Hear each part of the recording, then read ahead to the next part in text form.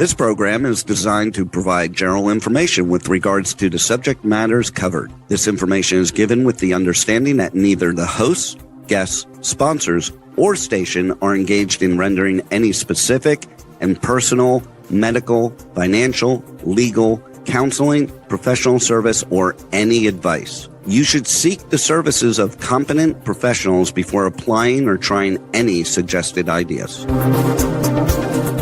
The information contained in this podcast is intended for informational purposes only and is not a substitute for individual professional legal advice. The podcast information was carefully compiled from vetted sources and references. However, R.O.S.E Resources Outreach to Safeguard the Elderly cannot guarantee that you will not fall victim to a scam. Let's talk about scams. It's the must-listen show for anyone who wants to protect themselves and their loved ones from scams.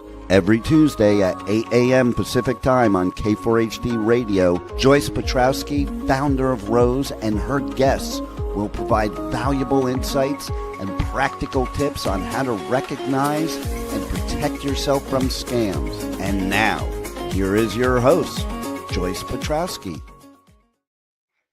Good morning, everybody. My name is Brian Watson. I'm a community outreach specialist for R.O.S E, Resources Outreach to Safeguard the Elderly. Joyce is going to be back next week. So appreciate you all watching and listening to our radio show while Joyce has been out for a few weeks, and I really appreciate the opportunity.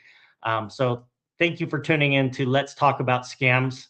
This week, we have a guest who's going to share her scam experience. And so we've titled this show, My Almost Scam Experience, because it's a pretty scary story, but it has a very positive ending, and there's a lot of lessons to be learned. So this week's guest is Rachel Mullis. She was contacted by a real-life scammer here in the United States, and they are very believable, and they had her on the path to stealing her money. So she's going to share her story today. She's going to talk about the warning signs and what eventually changed her mind. And after reading her story that she shared with me, it's amazing that she didn't fall for it, because like 99% of people could have fallen for this one. It was done extremely well. So let's bring Rachel on. Hello. Good morning, Rachel. How are you doing this morning? Hi, Brian. Good. Thanks. Thanks for having me. So the first thing I'm just going to say off the top is I really appreciate you sharing your story. The easiest thing would be to not tell anybody, because there's this fear like, oh, I made a mistake, and there's a level of embarrassment sometimes, but we're all into no victim shaming. And in this case, you were not a victim. You won. You didn't fall for the scam, and you're so brave to tell your story, and thank you very much. Yeah, sure. My pleasure. It is embarrassing. I will say that's real. So I've known Rachel's husband for a long time, and he had told me what had happened. Mm-hmm. And I listened, and I said, do you think she'd be willing to share her story on the Let's Talk About Scams podcast radio show? Mm-hmm. And her husband said, let me ask. And then right away, he got back to me and said, she'll do it. So we finally found a date that worked. Yeah. And today we're going to tell the story. So yeah. Rachel, mm-hmm. How were you contacted with this scam? How did it all start? It's just in the middle of the day. We have 2 kids, which we homeschool, and I was home and busy with them, and the phone rang. And the caller ID said the Pima County Sheriff's Department. So immediately you kind of jump to worst case scenario. Is something wrong with my husband, my parents, what's going on? So I answered the phone, and they were there. So.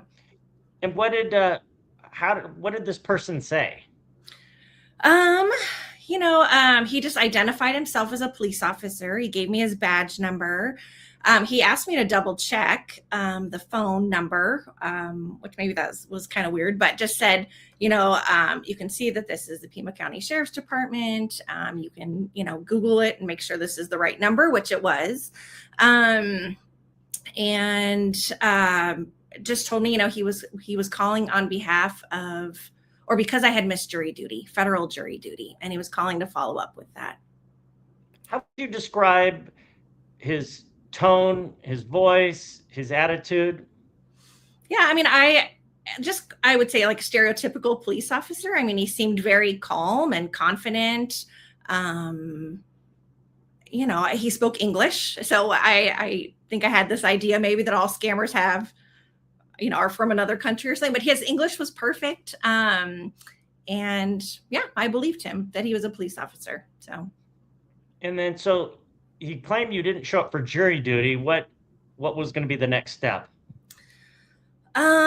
Well, I mean, of course I apologized. I didn't remember ever getting a jury duty summons in the mail. He told me that this was for federal jury duty. And so I had signed the letter had come certified mail. And so I think I would remember a certified letter in the mailbox, but he told me the date that it was signed on. It was several months earlier. And so I went and looked in my calendar and I thought, well, I was home that day. Maybe I signed it and I forgot. I don't know. We have a lot of stuff going on. Seems weird that I would forget, but maybe I did, So I asked if I could just have a minute. I went downstairs to my desk and I was just rifling through all my old papers. Like, do I have a jury duty summons that I missed, but I didn't find anything. So I went back up there and I told him I didn't think I had ever received it. And he said, occasionally what happens is like if my husband was home, he could have signed for it. And maybe that's what happened. And then he just forgot to give me the jury duty summons. So he did. And then did he say there was a warrant out for your arrest? He did. Yes. So that kind of came a little bit later. But he did say that the judge, and I guess I had been summoned like 2 days before. He called me and he said the judge, and he gave me her name. I wrote it down, but she was a real judge in Pima County. She is a real stickler for people that miss jury duty. And so she had called out my name twice and I didn't respond. So there were now 2 warrants out for my arrest. One was for failure to appear in court, and the other one was for contempt of court. Wow. Now, he also had your correct home address. Is that right? Yes, he did. He verified it with the certified mail. He said, you know what, this is the address that we have where the certified mail, where it was signed and delivered. And is this your correct address? And I said, well, yeah, it was my right address. Wow. So right off the top, the caller ID says Pima County Sheriff's Department, and they have your correct address. So it really builds the credibility of their scam. Yeah. And at that point, you were believing it 100%. It just seems so weird. I mean, I think the fact that there would be a warrant out for my arrest for missing jury duty for the first time in my whole life. I mean, I've served on juries before.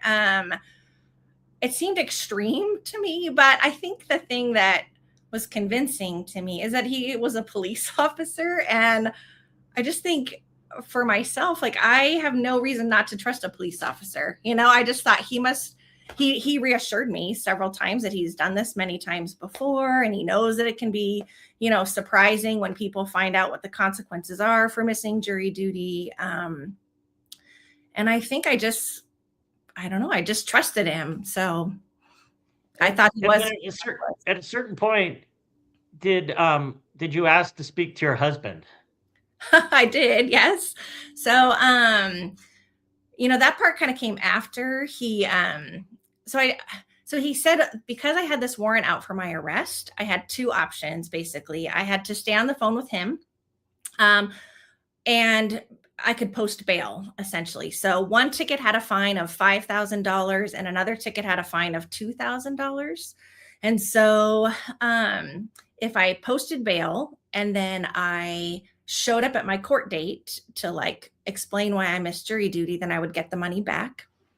But if I were to hang up the phone with him at any point, he said, then it's basically like I'm denying bail, or I'm refusing to cooperate with the police. So at that point, then the police would be dispatched to my house to arrest me.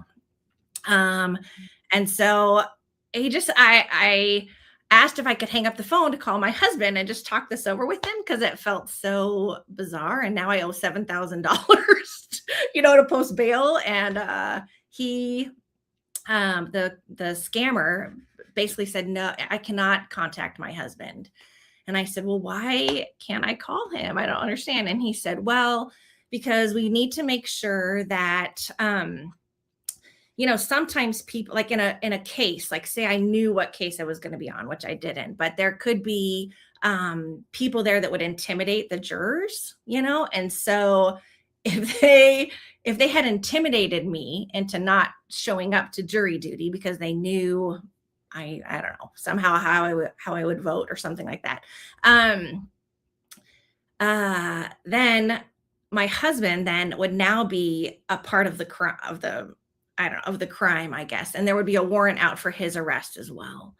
So it doesn't make like a whole lot of sense, but he was very confident that this is how it works. Like if I tell my husband, now he is also complicit in me missing jury duty, or maybe he's the one that pressured me to miss jury duty. And so he is going to be arrested too. So it kind of felt confusing. Like it just seemed to spiral out of control very quickly, but he did always have answers for everything I brought up. He knew what to say. And again, I'd never been arrested. I'd never been in trouble with the law. I thought maybe this was on me. Like I was the ignorant one, that I didn't understand how this worked.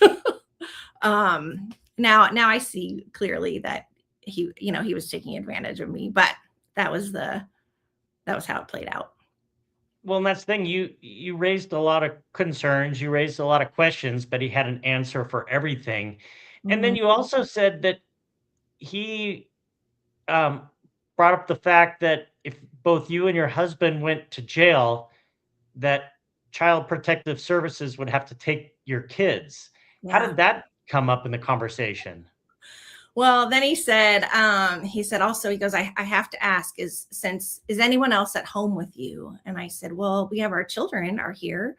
And he said, well, he goes, ma'am, I hate to tell you this, but there have been instances I know of where both the husband and wife have gone to jail, and then DPS or CPS has come in and had to take the children, because where else are they going to go if both the parents are in jail? And I think that at that point, I mean, this has been building. I mean, was like a 3-hour ordeal, maybe. It was very long. It was exhausting. Right. So it's kind of been building and building and building up until this point. And I think at this point now I'm feeling very overwhelmed. Like I do not understand what is happening. Now they're saying my husband could go to jail, my kids could go to CPS. And I'm all because I missed jury duty. And it just seemed like outlandish. But again, he said he was a police officer, and I felt like he was convincing me that I just didn't understand these things, and he was right. He's done it many times, so. Did you end up talking to more than one caller? I did. I think he was honestly getting really frustrated with me because I kept like asking him to explain it better. It just seemed so outlandish that all this was happening because I missed jury duty. And so he said, well, would you like to speak to my supervisor? And I said, I think I would. Yeah. So he puts his supervisor on the phone, and he was a really nice guy too. He was friendly, but also very reassuring. Like, oh, I understand. This does seem crazy, doesn't it, Rachel? But I promise you, this is normal. This is what happens. And then he kind of took me through the rest of the ordeal. So then now they want the money. How you're finding yourself driving to go pay money. What happened next? Oh my gosh, I still can't believe I did this, but this is what happened. So, so he told me, like, he said, I'm going to stay on the phone with you. Well, first of all, he asked what kind of car I drove and how many miles were on it. So I asked again, like, why do you need to know this? This doesn't make sense to me. And he said, well, you know how in jury duty you get reimbursed for mileage, which is true. he said, you get reimbursed for mileage for this kind of thing too. And I was like, Wow. well, I said, I don't feel comfortable giving you that information. So I said, how do I know? I said, I'm going to go get $7,000 out of the bank, and you know what kind of car I drive and where I'm going. How do I know you're not going to rob me? And he said, oh, ha, ha, ha, ha. Good point. He goes, I've never had anyone say that before. He goes, you don't have to give me your type of car. And so I was like, okay. So anyway, so he stayed on the phone with me the whole way. I drove to the bank. He told me when I got there to the teller, I was not to tell the teller anything about what was going on, because then she too would be complicit and could possibly go to jail. And so I was to go in. I was supposed to, he was on speakerphone while I drove because he insisted on being safe, right? So hands-free. So he just wanted to be on speakerphone in the car, which he was. And then same thing at the bank. And then I do think the teller probably could tell I was really stressed. I do think she was kind of trying to ask me some questions, but I just played it cool. Again, at this now, we're probably at about, I would say like the 2 to 3 hour, I don't know. The whole thing took at least, I would say 3.5 hours. So we're probably at like the 2 hour mark. I don't know, 2.5 hour mark of just being on the phone with this guy. And just, you can't even really think, I mean, they're just constantly talking, constantly giving you directions. And I think for me, that kind of helped them, because I wasn't even able really to process. I was trying to think logically about it all, but there wasn't a lot of time to, So anyway, so I got the money out of the bank. He told me where to deposit it. He said they have these like bail. He had a funny name for it, but basically a bail collection office all over town. So he asked me where, like, he told me one that was close to my house, and it was at the Safeway, in the Safeway shopping center. And so I thought, okay, well, I've never noticed a bail collection office, but I didn't know what they looked like either. No idea. So I got to the Safeway, and he said, I said, okay, I'm here. Like, where do I go? I thought it was the bank or something in the Safeway. And then he told me it was the Coinstar machine. And I thought, the Coinstar machine? What in the world? This does not make sense. Like, why would why would they collect bail in a Coinstar machine? And so he said again, that it was to protect people's privacy and make them so it's not as embarrassing. Like, if they owe bail for something, they can just, do it this way and nobody has to know. And then he said I would be given my own account number to put the money in, and then I would get, because it was in my account, I would get it back. That's how they would know it was mine, and I would get it back after I showed up to court. So I will say too, several times I thought about just driving straight to the police station, because it's not too far from there. And every time I brought it up, he said, well, you can, but they're going to arrest you as soon as you walk in there. Wow. And so again, it was just like so much kind of fear and manipulation, and just, I don't know, my head was just spinning and thinking like, what is happening? This feels like a movie, Right. So Rachel, you walk into the grocery store with $7,000, and you're told to go to the Coinstar machine. Did they give you an account number or a QR code? They gave me an account number. Okay. For me to put the money in. So. And then you got all the way to the machine? I did. I was so nervous. Like, I just kept thinking, he knows where I am. He knows I have cash. But again, it's just this weird dichotomy kind of, but he's a police officer and I'm supposed to trust police officers. Like, a police officer wouldn't do anything, wouldn't try to steal my money, So anyway, so I got there and I started putting in the account number or whatever. And the main screen that pops up says law enforcement will never ask you to deposit money in a Coinstar machine. And so I read that out loud to him. And I said, but wait, it says right here, you will never ask me to do this. And he said, oh, well, that's just, and I don't even remember, but he had some kind of thing like that's for other situations, not this situation. This situation is fine, And so I started, I stood there forever. I just stood there and I said to him, I said, how do I know this isn't a scam? This feels so much like a scam. And he said, well, I've given you my name too. He goes, look up my name, And so I Googled his name and it was the name of a Pima County officer.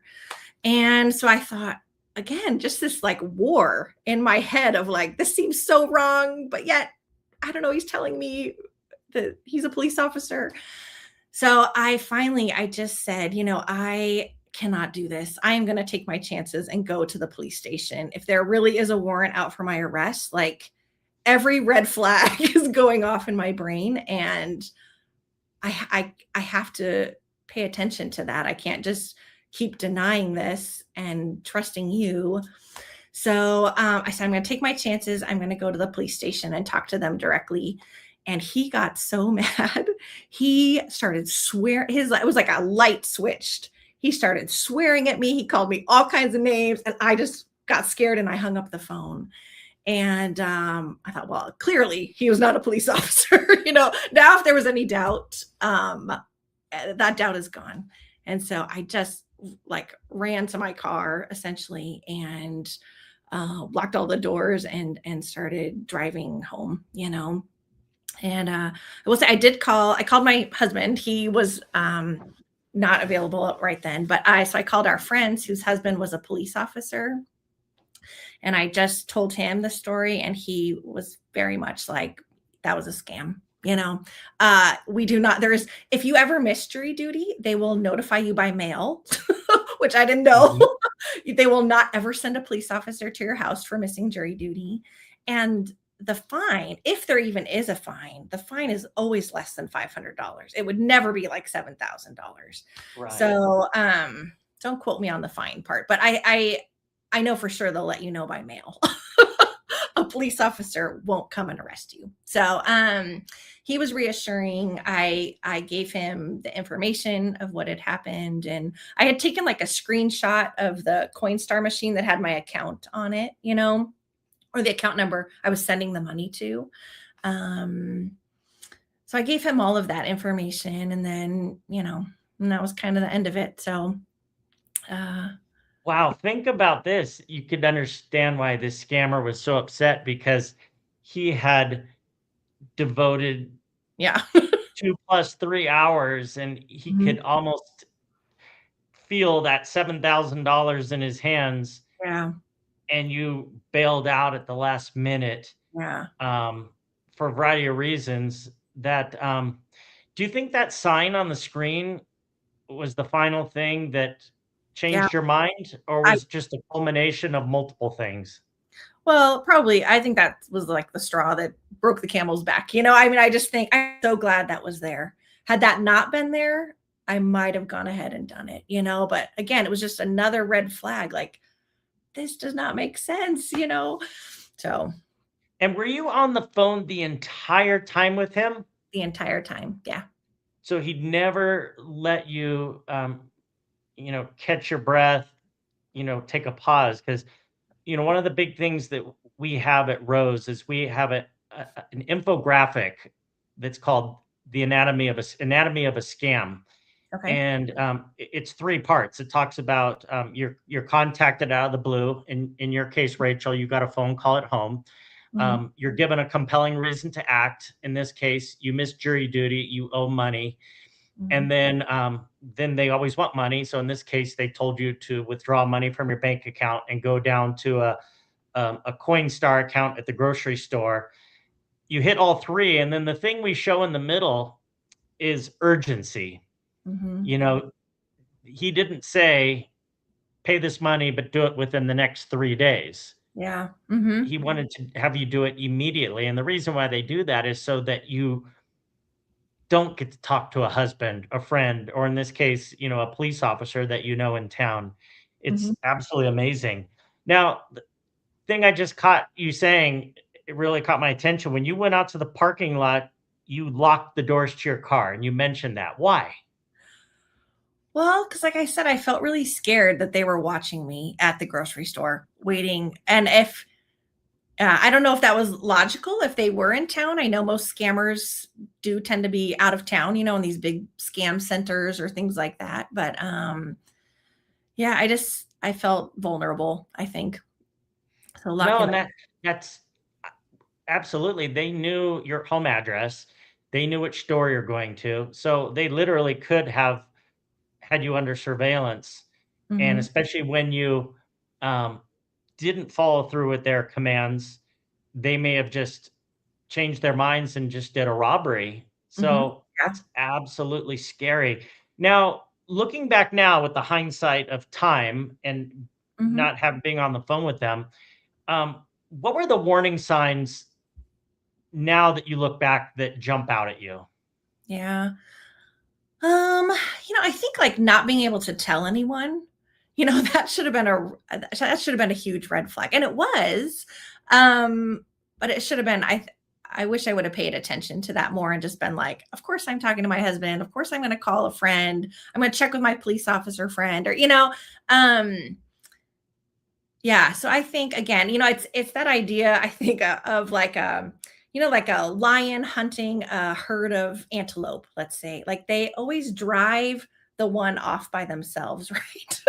Because the one that's by themselves is easier to get to, And so when scammers, you know, can separate you from whoever, my children, my husband, my family, my friends, you're just way more vulnerable. So I would say that was a big red flag looking back that I wish I just would have, my husband too. He was like, I would have gone to jail with you. It was totally fine. I would have gone to jail. Oh, what a good guy. Now, Rachel, have you shared this story with your family and friends? Yeah, I have. Yeah. And that's important because a lot of times when something like this happens to someone, they tend to just clam up and don't share it. It is important that you share it with others because that's the only way we're going to stop these scammers. They're not going anywhere anytime soon. And Mhm. that's why you sharing your story today on Let's Talk About Scams, someone's going to watch this and they're going to get that jury scam call and they're going to say, that's not right. But Yeah. this one was executed very well. I mean, I I'm actually kind of impressed. You know, in a way that they had an answer for everything, and they've obviously used this scam before. You weren't the first person that they called, Yeah. No. and so again, thank you for sharing your story. What advice would you have for people out there that when it comes to something like this? You've gone through it. What's your advice? I think I would just say to trust your instincts. I think a lot of times that is correct. We kind of sense sometimes if we're in danger or we have a feeling like this isn't quite right, and I think I would trust that. I would go with your gut. If you feel it's not right, um, I would listen to that, and not discount that. Right. No, and that's important. And thank you. When I do presentations, um, and I tell people if you get on the phone with someone, it's okay to lie to them, um, and because they're lying to you. Mhm, So I always say, you can lie to the scammer. So all of us need to have a lie in the back of our mind that we can use, and just almost practice it. Just say, you know what? I got someone at the door. I mhm. got food on the stove. I have company right now. I have a doctor's appointment. And the funny thing is, I told people this one time, and I was at a church, and then I kind of caught the irony of telling people they can lie in a church. and they got a chuckle out of it. But it's, because here's the deal.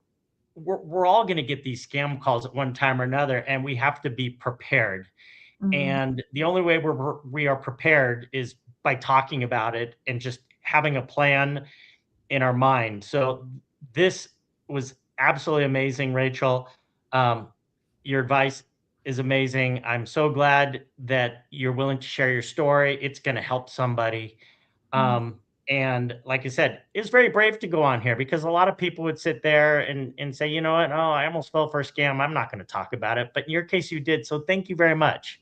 Sure. Yeah. I mean, that, like I said at the beginning, there is an element of shame. Like, how could I be so stupid, to not listen to myself, to not tell anybody.